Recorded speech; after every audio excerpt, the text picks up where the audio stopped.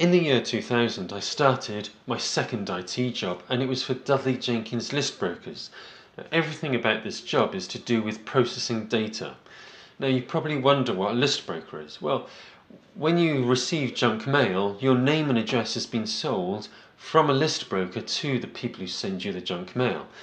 Also, you'll go to the supermarket and someone will come up to you and say, there's this fantastic thing, you can get a wonderful prize if you give me your name and address and answer a few questions. Well, your name and address will then go to the list broker and be purchased by the list broker.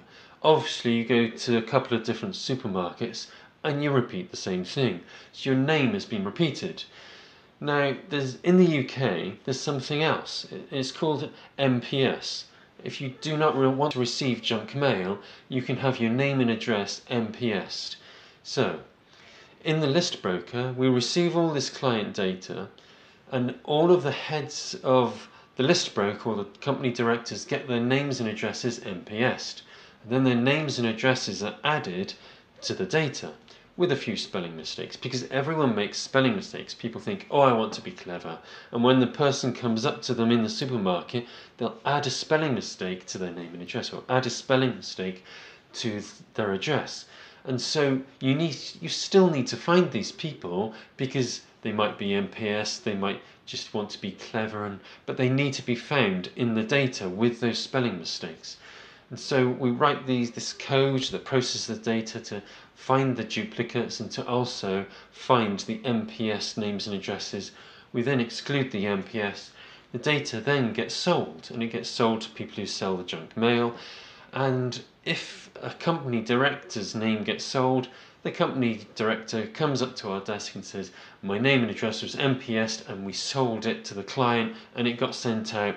Why have you made this mistake? But that never happened to me because I didn't do anything wrong. But that's what MPS is, and that's what list brokers are, and that's what the task was when I worked for them. Now, clearly the first reaction is, well, why don't you automate this whole thing? Because you're always receiving names and addresses and you're always selling names and addresses. This whole thing could be automated. But for everyone, it was always different. You're always receiving different amounts of data, and you say, well, let's just filter it for postcodes. Well, we actually know people's names, and well, no, we actually know people's ages, or we know people's star signs, and we know these other little details, and we can do this special little bit of filtering. And so for each list, we can just do it slightly differently. So you can't really have this one automated process where everything just works through that. You need to just break it down, and for each one you write some code, and you have it semi-automated. We had an API that did certain things, and it would get the phonic sounds of names, and we could then process through that. And there were some bits of automation we could do, but